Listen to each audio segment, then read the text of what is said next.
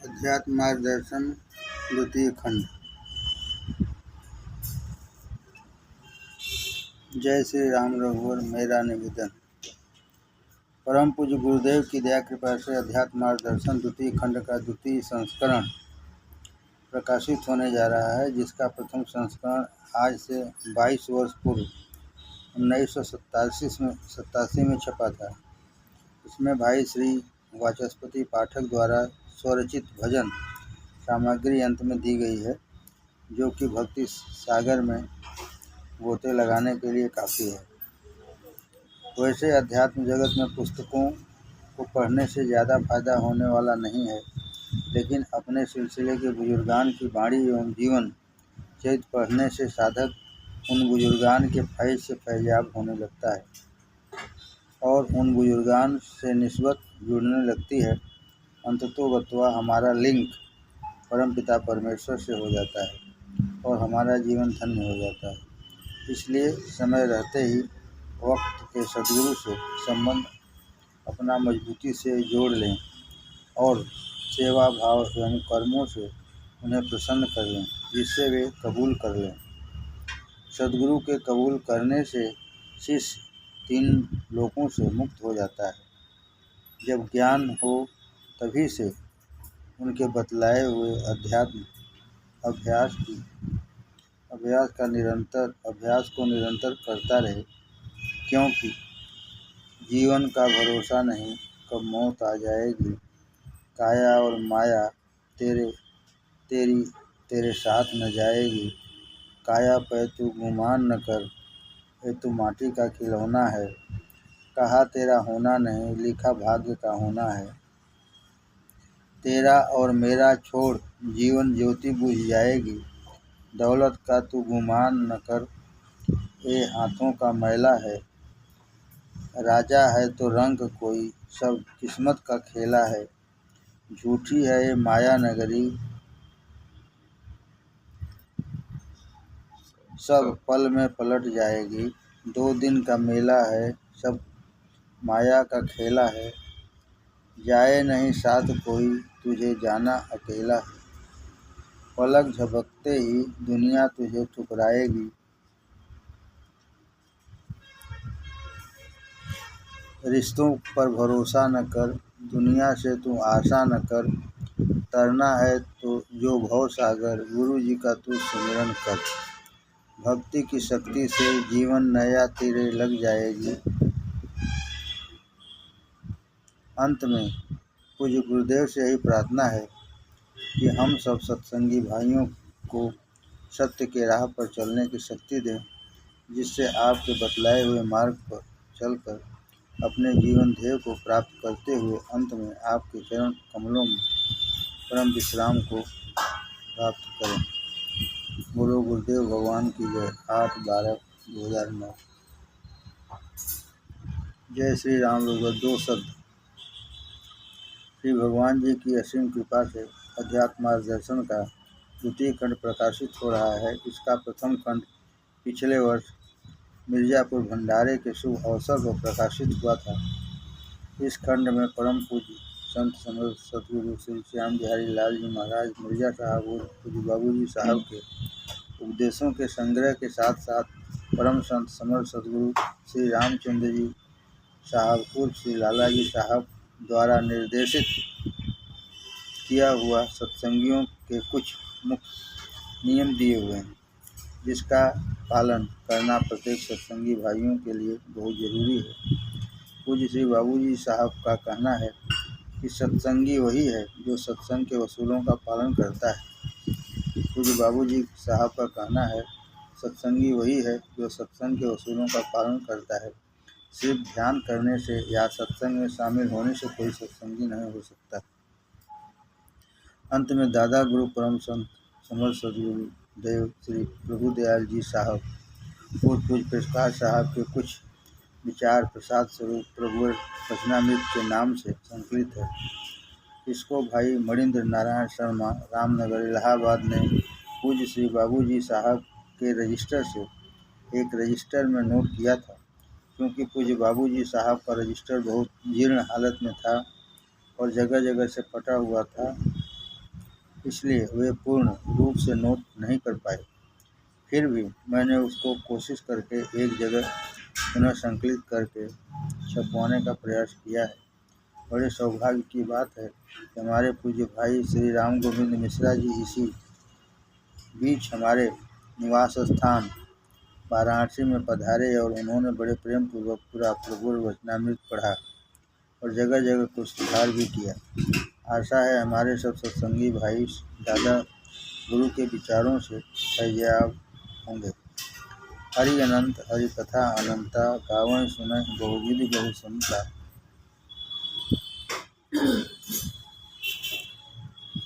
पूज्य श्री बाबूजी साहब के वचनों में एक ही बात कई बार आ गया है, क्योंकि यह तो तारीख के हिसाब से ही किया गया है। जैसे माता पिता एक ही चीज़ की नसीहत बार बार देते हैं, बच्चा फिर भूल जाता है, वे फिर समझाते हैं, वही चीज़ है। अध्यात्म जगत में हमारे सद्गुरुदेव जन बार बार एक ही चीज़ को समझाते हैं, लेकिन हम लोग ऐसे नालायक हैं कि उसका लाखवां हिस्सा भी पालन नहीं कर पाते। पूज्य श्री बाबूजी साहब का मुख्य आदेश है कि पूजा को अपने व्यवहार में उतारो, मनुष्य बनो।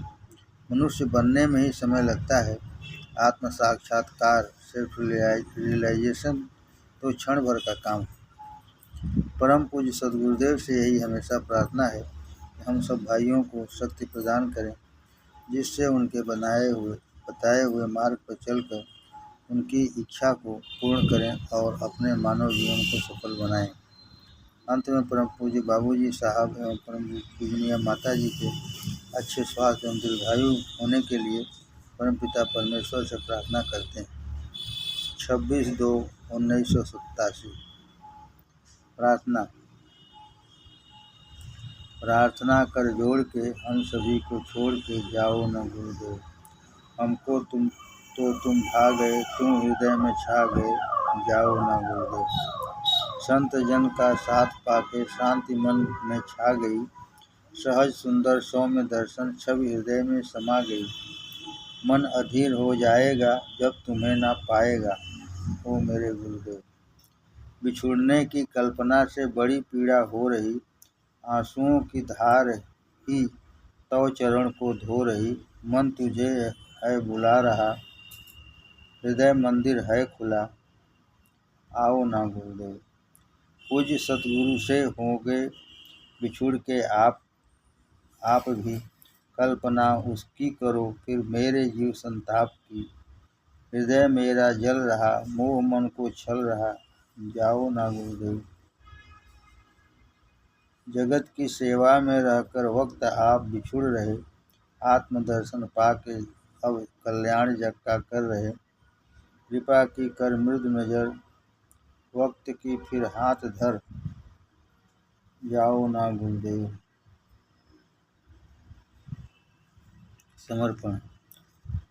मिर्जापुर भंडारा 2009 के शुभ अवसर पर परम तत्वदर्शी पूज्य गुरुदेव श्री बाबूजी साहब के पावन कमलों में सादर आभार समर्पित।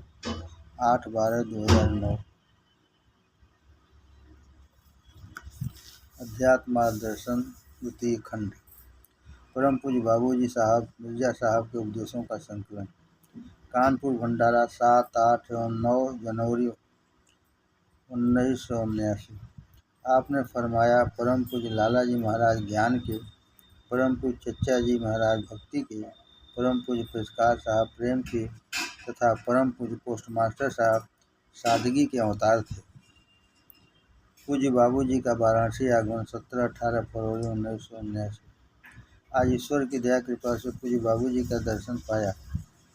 आपने भक्तजनों के बीच में फरमाया कि ईश्वर सत कर्म से प्रसन्न होता है, चापलूसी पसंद नहीं करता। ईश्वर सत्कर्म से प्रसन्न होता है, चापलूसी पसंद नहीं करता। दुनियावी बादशाह चापलूसी से प्रसन्न होता है, लेकिन ईश्वरीय विधान में इसका कोई महत्व नहीं है। आपने एक भक्तजन को संबोधित करते हुए फरमाया कि बिना औरत के आध्यात्मिक उन्नति में रुकावट हो सकती है। कलयुग केवल नाम आधारा, सुमिर सुमिर नर उतर ही पारा। कलयुग में केवल नाम ही आधार है। नाम जिससे मिलने मिले ले लेना चाहिए। नाम जिससे मिले ले लेना चाहिए। आजकल हर एक संस्था में कुछ न कुछ गड़बड़ी ज़रूर आ गई है, इसलिए आदमी को चाहिए कि जहाँ कहीं भी अच्छी अच्छी बातें मिले ग्रहण करें। जपति पवन सुत पावन नामू, अपने बस कर राखे रामू। जो अपने को अच्छा न लगे उसे दूसरों के लिए उपयोग नहीं करना चाहिए, यही मानव धर्म है। जो अपने को अच्छा न लगे उसे दूसरों के लिए उपयोग नहीं करना चाहिए, यही मानव धर्म है। धर्म के खिलाफ बात नहीं होनी चाहिए।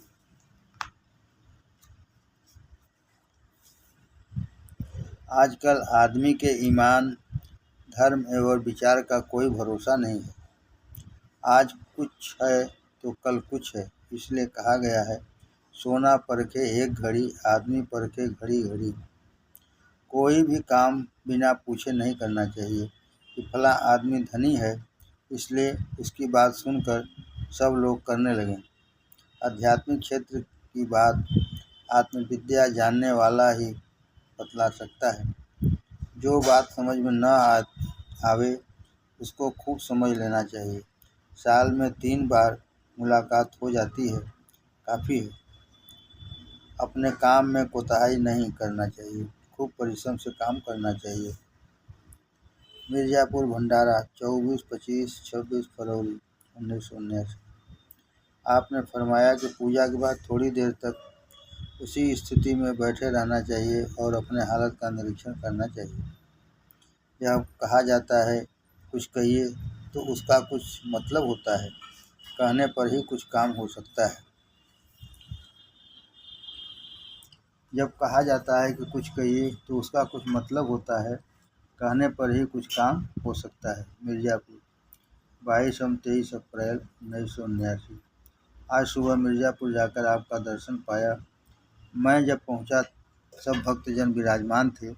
आंतरिक सत्संग समाप्त हो चुका था। आप सबके साथ बैठे हुए थे। एक नए भाई आए हुए थे जो मास्टर हैं।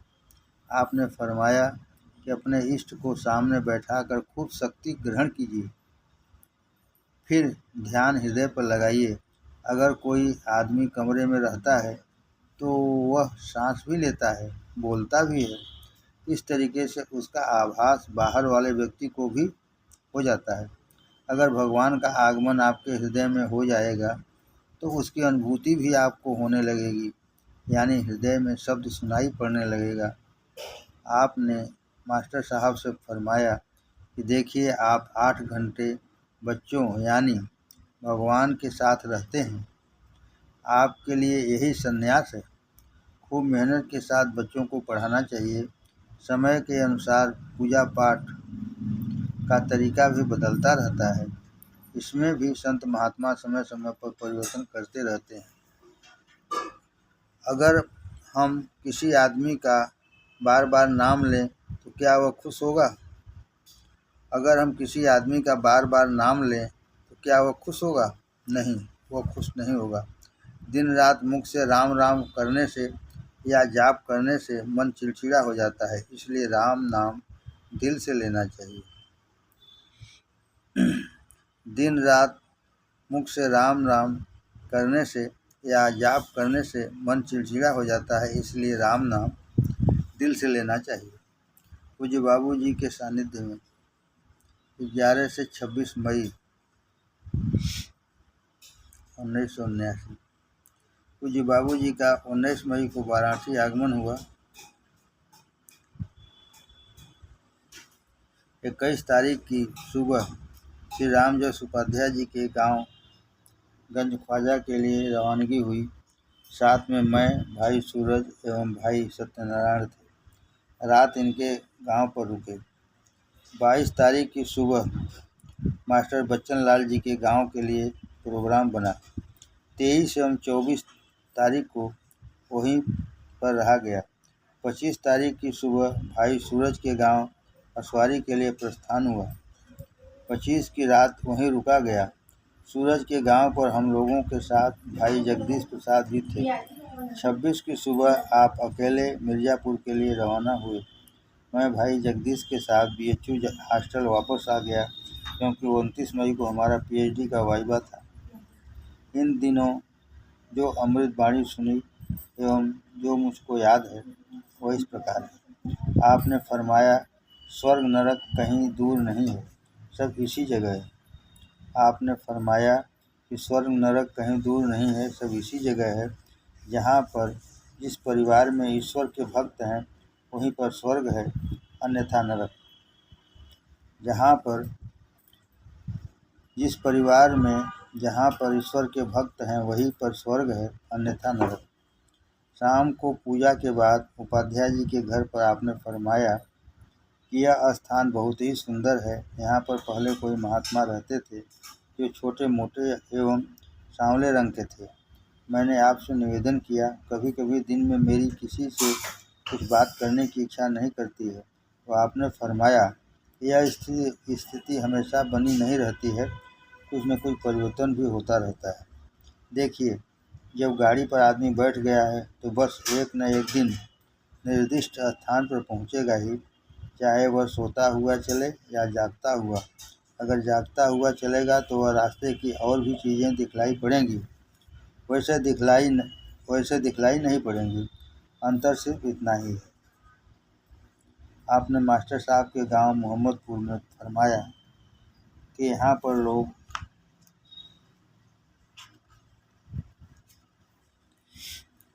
ज़्यादा पढ़े लिखे नहीं हैं, लेकिन प्रेमी बहुत हैं। इनके अंदर प्रेम की मात्रा बहुत ज़्यादा है और प्रेम ही भगवान का रूप है। इन लोगों में तर्क करने की शक्ति नहीं है तथा इस गांव में गुरु धारण करने की परंपरा बहुत दिन से चली आ रही है। इसलिए यहाँ के लोगों में इस विद्या का प्रचार प्रसार जल्दी से किया जा सकता है।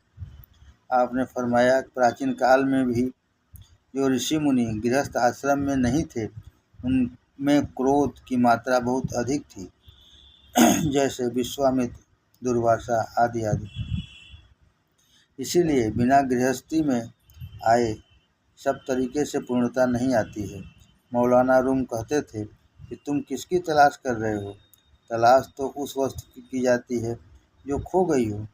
ईश्वर तो ऐसा है जो हर एक जगह है, कोई ऐसा स्थान नहीं है जहाँ पर वह न हो।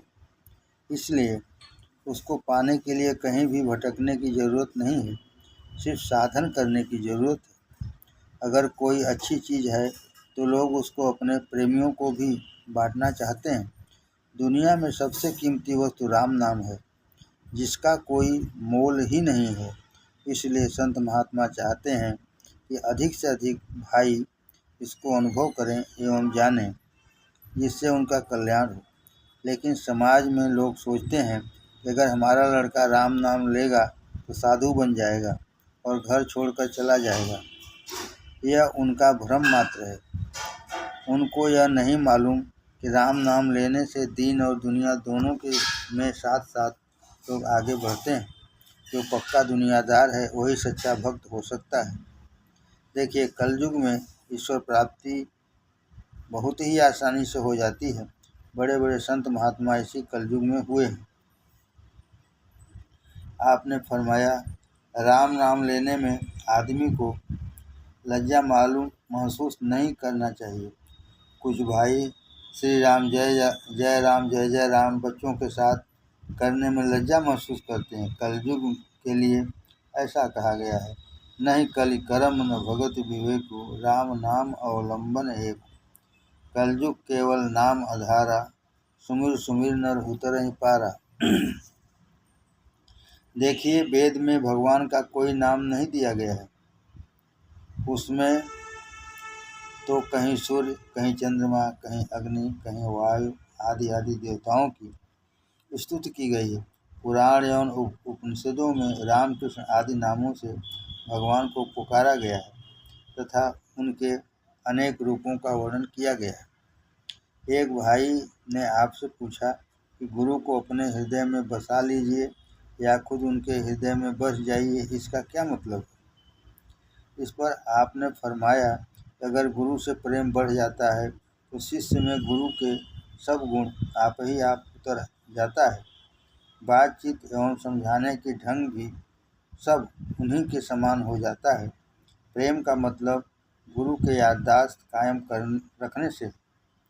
प्रेम का मतलब गुरु के याददाश्त कायम रखने से है। जितना प्रेम बढ़ता जाएगा, याद भी उतना ही बढ़ता जाएगा। इस पर आपने एक संत की कथा सुनाई जो इस प्रकार से है। एक संत जी थे, उनका एक लड़के से बहुत मोहब्बत था। वह एक दिन मर गया।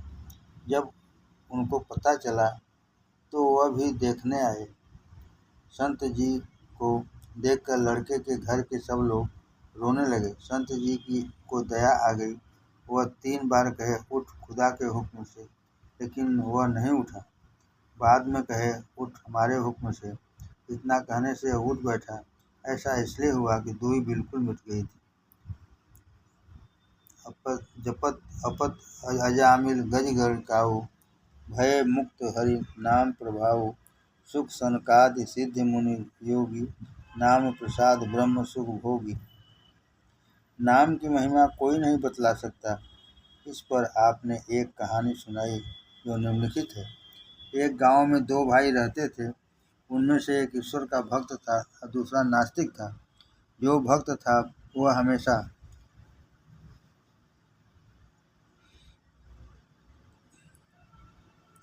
साधु महात्माओं की सेवा शुश्रूषा में लगा रहता था।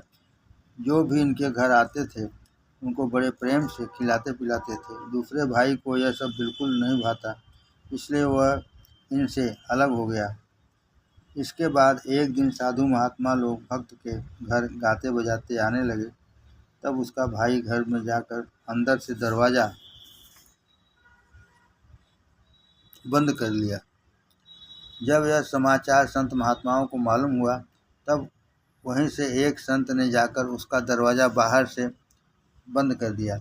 उसको जब आभास हुआ कि सब लोग चले गए, तो वह दरवाज़ा खोलकर बाहर आना चाहा।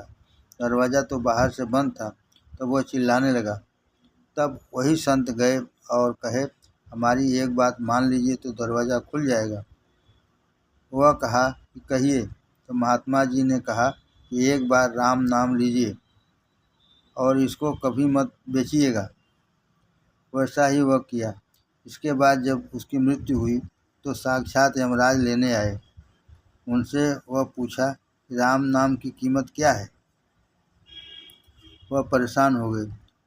वह उसको कंधे पर लिए शंकर के पास गए। शंकर भी जवाब नहीं दे पाए। वह भी साथ हो लिए। अब सब लोग ब्रह्मा के पास गए। ब्रह्मा भी जवाब नहीं दे पाए तो सब लोग विष्णु के पास गए। विष्णु भगवान ने उठाकर उस आदमी को अपनी गोद में ले लिया। फिर उसको समझाए कि देखिए, ये सब लोग आपकी पालकी में कंधा दिए हुए हैं और आप हमारे गोद में बैठे हुए हैं। ये तो देखने में है, वैसे राम नाम अनमोल है, इसका कीमत कोई नहीं लगा सकता। इस बीच 3 घटनाएं उल्लेखनीय हैं जो कि मैं बतला देना चाहता हूँ। घटना 1। मैं भाई जगदीश से पहले ही कहा था कि मेरा वाइवा टेस्ट 29/5/79 को डॉक्टर बीबी सिन्हा, जिसके अंडर रहकर मैंने पीएचडी किया, से कहकर नोटिस निकलवा दीजिएगा। लेकिन बीच में पूज्य बाबूजी के साथ जाने का प्रोग्राम बन गया। यह प्रोग्राम करीब 31/5/79 तक का था। श्री मास्टर बच्चन लाल जी के गांव से श्री राम जी द्विवेदी के गांव जाना था। इधर मैं इसी बीच जगदीश सिंह को भेजकर कहलवा दिया कि हमारा वाइवा वाला डेट जून में इसी दिन करवा दीजिएगा, लेकिन वे निकलवाना भूल गए। तारीख 29/5/79 ही तय थी, जिसकी मुझे जानकारी नहीं थी। मैं तो सोच रहा था कि जून में किसी तारीख को होगा। हम लोगों का प्रोग्राम भी इसी प्रकार बना था। लेकिन 24 की रात को मास्टर साहब के गांव पर आपको कै दस्त की शिकायत हो गई। आपने द्विवेदी जी के गांव जाने का प्रोग्राम बदल दिया। सुबह आप कहे कि अब हमको सिर्फ सूरज के गांव चलना है। 25 को सूरज के गांव पर गए। मैं बनारस उतरकर बीएचयू गया कि देखें कि वाइवा की तारीख कब पड़ी है। हॉस्टल जाकर जगदीश से पूछा तो वो कहे कि मैं तो बदलवाना भूल गया। तारीख तो वही 29 मई की है। आप किस तरीके से भक्तों की लाज रखते हैं यह भक्तजन ही अनुभव करते हैं। सब प्रोग्राम मेरे लिए ही बदल दिया गया। इसके बाद मैं भाई सूरज के गांव पर भाई जगदीश के साथ 25 तारीख की शाम को पहुंचा। सब घटना को निवेदन किया, आप मौन रहे। घटना 2। यही वाइबा वाली बात चल रही थी कि भाई जगदीश सिंह ने कहा, डॉक्टर बीबी सिन्हा ने कहा है कि जो विदेश से रिपोर्ट आई है उसमें ज्योमेट्रिकल इंटरप्रिटेशन मांगा है। 2 पन्ने की रिपोर्ट है जिसमें इसको पूछने के लिए कहा है। उसको मैं निकाल लूँगा और वाइबा आसानी से हो जाएगा। आपने इसको बहुत ध्यान से सुना। अब देखिए बाद वाली बात मैं बतलाना चाहता हूँ कि क्या हुआ। 29 मई आ गई। वाइबा का समय 2 बजे रखा गया। सब लोग रिसर्च स्कॉलर एवं अध्यापक सेमिनार कक्ष में हाजिर हो गए। मैं भी गया, लेकिन सिन्हा साहब नहीं थे। पता लगाया गया कि वे अपने कमरे में बहुत परेशान थे। इधर ड्रायर देखें तो उधर अलमारी देखें, फिर किताब उलटने लगे। पूछने पर पता चला कि थीसिस की रिपोर्ट ही गायब है। धीरे धीरे यह बात professor and head of department doctor SN. Singh के पास पहुंची। मैं बहुत घबराया हुआ था कि बिना रिपोर्ट के वाइबा कैसे होगा। इधर सबको खिलाने पिलाने का भी इंतजाम कर दिया गया था। 100 रुपये से ज़्यादा खर्च भी हो चुका था। Doctor SN. सिंह यह सुनकर तुरंत बोले कि इसमें लड़के की क्या गलती है, वाइबा बिना रिपोर्ट का ही होगा। सब लोग गए, बिना रिपोर्ट के ही वाइबा हो गया। जो मैंने किया था सब थोड़ा थोड़ा करके बतला दिया। धन्य है गुरुदेव जो सिन्हा साहब को गलत काम करने से बचा लिए। वे 1 पन्ने निकालने वाले थे, पूरा का पूरा गायब करवा दिए। जब हमारा वाइबा समाप्त हो गया तब हम सब लोग उनके केबिन में जाकर रिपोर्ट की खोजाई शुरू की। 1 घंटे बाद उनके ड्रायर में